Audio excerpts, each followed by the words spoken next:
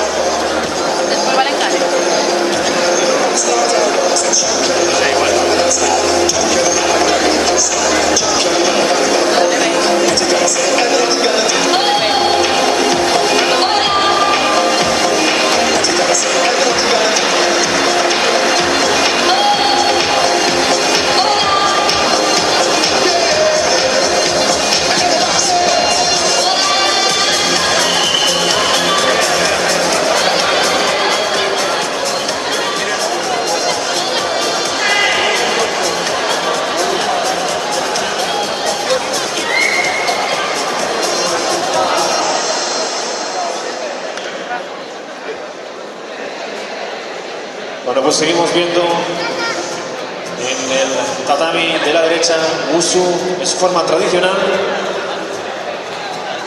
y en la tarima de la izquierda el segundo y último asalto en categoría de Sanda, menos de 65 kilos, con el competidor local Juan Carlos del Jinjan Sport.